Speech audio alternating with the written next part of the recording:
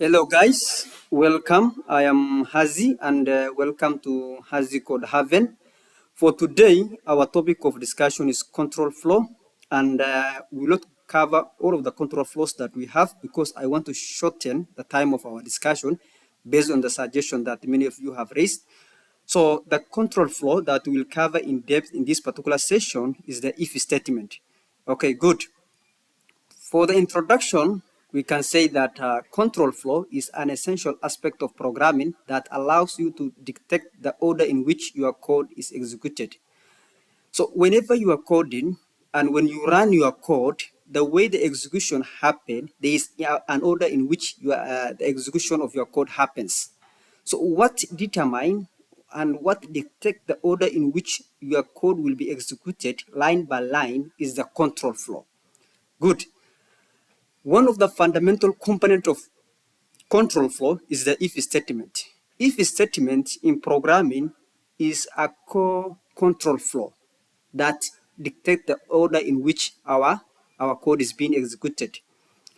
In Python, the if statement is used to make decisions in your code based on certain conditions. Okay, so the if condition, the if statement has a condition, and then from that condition, a decision is made on which, the order of the control flow of your code. Let's look at a basic syntax of an if statement. So this is how basic if statements syntax look like. You have the word if followed by a condition, then we have a colon. Then thereafter, you have the code to be executed if the condition is true. Don't forget about the indentation, the leading white spaces here. So we have if, the word if, and remember we say that this is a keyword. And then you have your condition here followed by a full colon. Then down here with indentation considered, you have the code to be executed when if the condition is true. We're going to see this one practically, and that's when you understand more. Okay, let's head to our practical part and see. Let's come up with a variable, and remember we have covered variable. Let's say that our variable number is equals to 10. Okay, now we want to come up with an if statement, and we say if, that is the keyword, and then the condition. Let's say our condition is number is greater than 0. If number is greater than 0 and then colon, that's the condition. You can see now that our code is indented. There is a white space here. Now, that is the if statement with a condition. If our number is greater than 0, what can we do? Let's say that we can print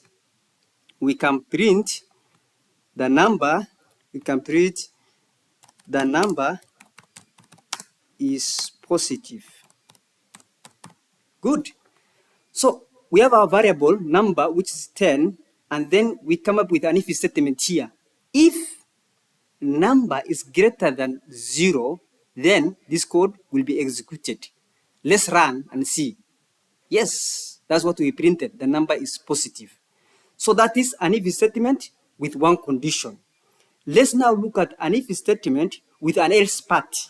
Yeah, an if statement with an else part. And we're going to use the same example. So let's add an else part to this if statement. So we come here and say else.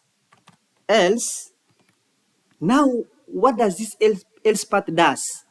This code here is only executed if the condition is true. Now, if this condition is not true, then this else part is executed. So let's have a code for the else part. We can say else print the number is not positive, else the number is not positive. So our condition is what? Number greater than 0. If at all this condition is not true, then this code will be ignored.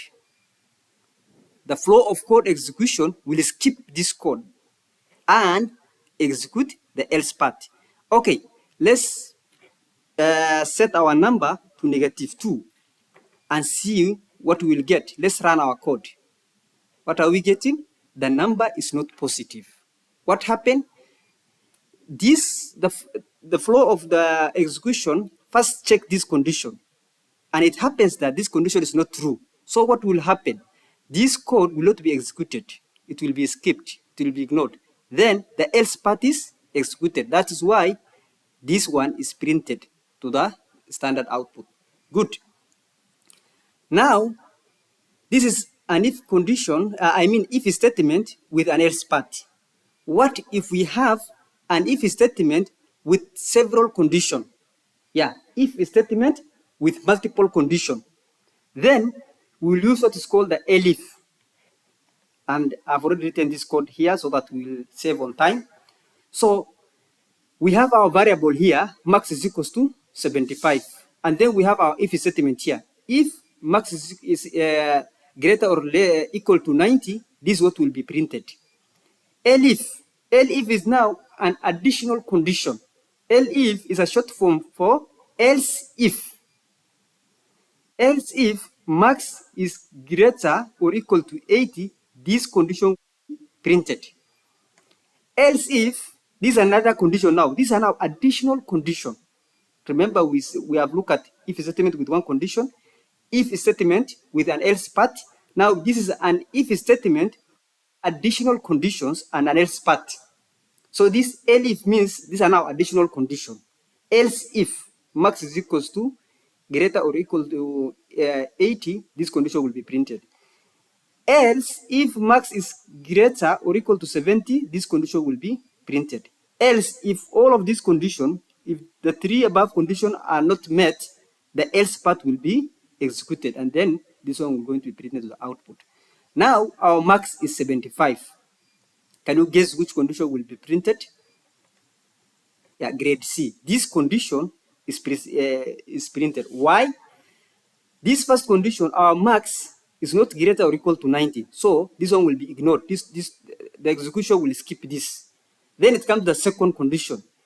Max is greater or equal to 80. 75 is not greater and it's not equal to 80. So this condition will also be jumped. Max is greater or equal to 70. Yes, because 75 is greater than 70. So that's why the code is printing this grade C. And then this one will be jumped. Good. What if I set this to 81? What will be printed? Grade B. Why?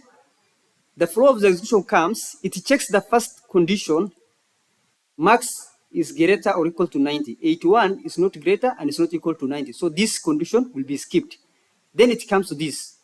Max is greater or equal to 80. 81 is indeed greater than 80. So that's why it is printing out this condition here. So once this condition is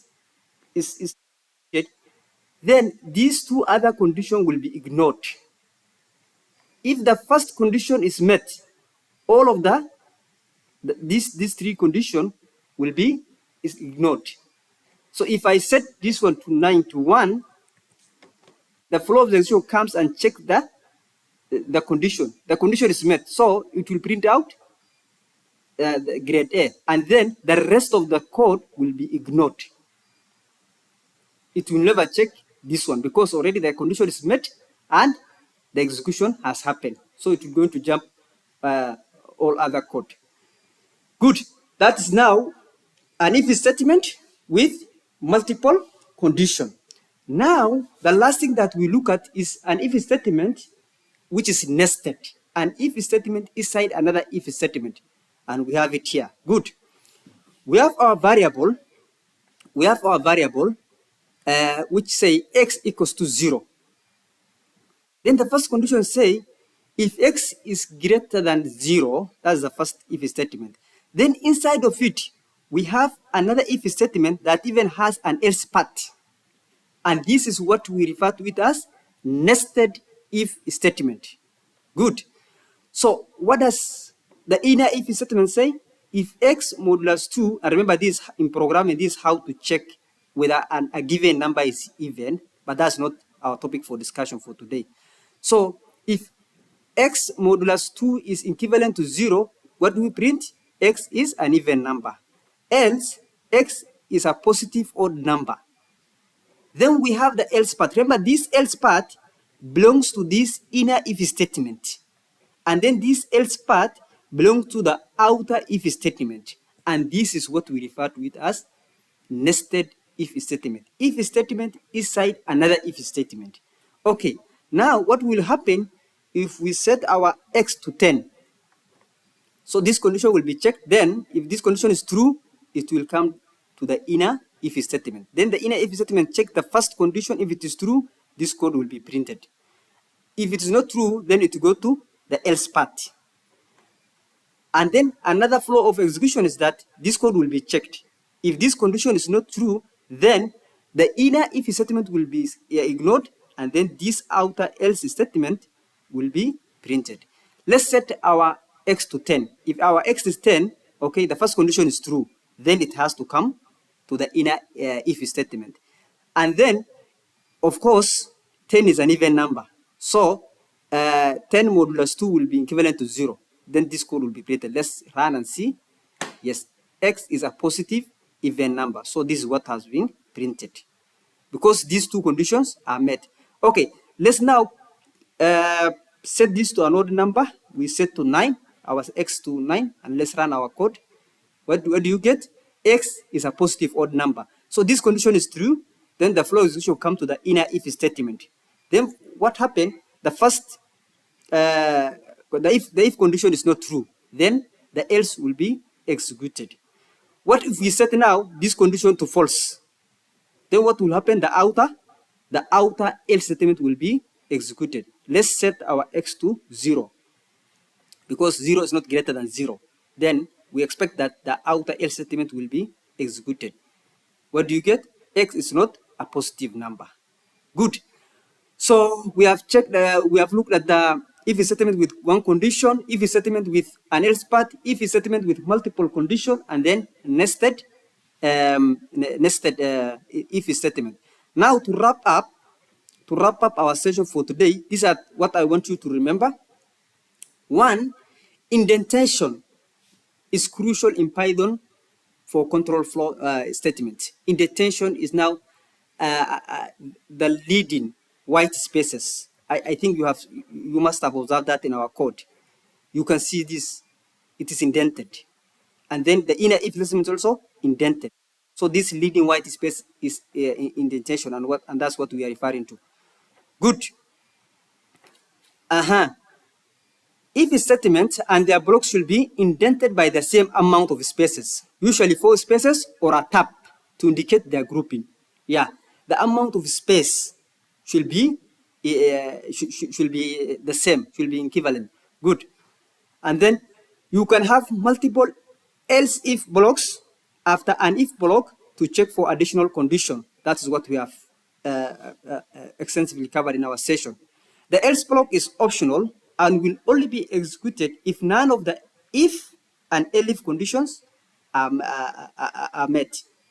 So if the x, I think there's a mistake here, I'm sorry for that. The else block is optional and will only be executed if none of the if and the elif conditions are not met. Thank you.